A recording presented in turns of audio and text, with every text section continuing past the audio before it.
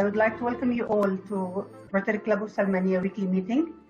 Special welcome to Her Excellency CDA Maggie Nardi, and it's a pleasure to have her with us today, and she will shed some light on the Bahraini-American relationship challenges and opportunities.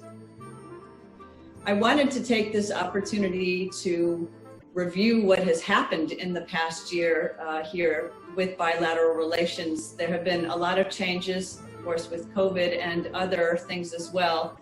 We've had some great achievements and we have some new opportunities going forward. Bahrain has been a regional leader forever with a Hindu temple that's almost 200 years old, a synagogue that's almost 100 years old, in the same street as a mosque and a church, and you just don't find that anywhere else in the region. That's something very special about Bahrain, and I think that His Majesty King Hamad's decision to normalize relations with Israel is just another representation of the kingdom's peaceful coexistence in the region. The king looked at 72 years of attempts to bring about peace, and through successive US administrations, Republican and Democrat, coming close a number of times but never succeeding. And in the meantime, Israel continues to build settlements, and then there was the threat of annexation. So I believe that there is a feeling by a number of countries that something has to change, and without a change, the annexation could happen, these settlements will continue, and the opportunity for a separate Palestinian state will dwindle.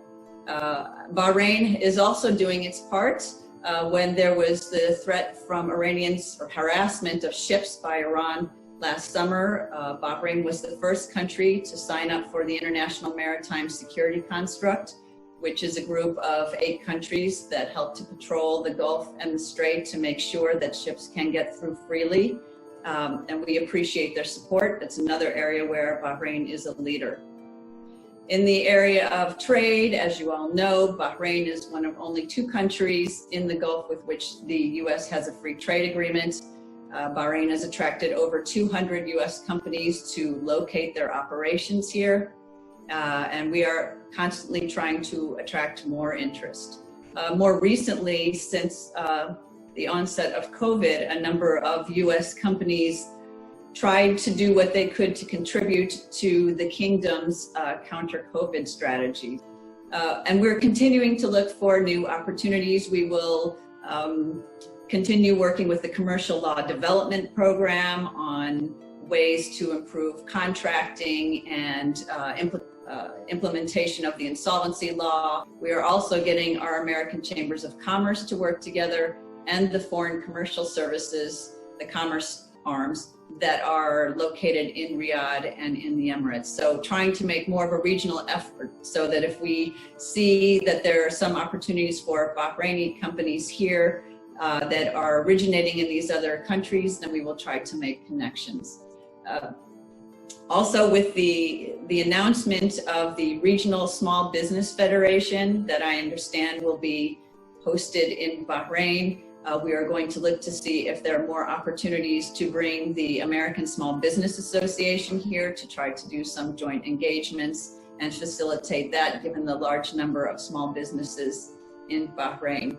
So we will continue to look for ways to expand our partnership, and also a big focus for us on the free trade agreement is making sure that Bahraini companies benefit from this. So to that end, we did have a series of 5 seminars, and these were targeted to women primarily, about how they can use the tools allowed under the free trade agreement in order to export their products to the United States.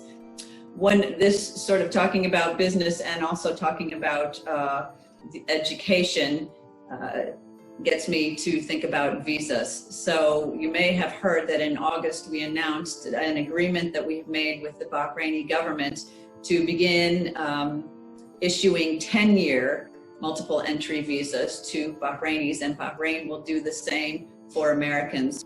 Once the COVID positive numbers go down and stay down, we hope to be able to expand those services so that we can resume normal visa operations. The number of Americans that we can bring here to work with Bahrainis, it has also increased the audience size for some of our programs, because people who wouldn't have been able to physically come to an event can do so online.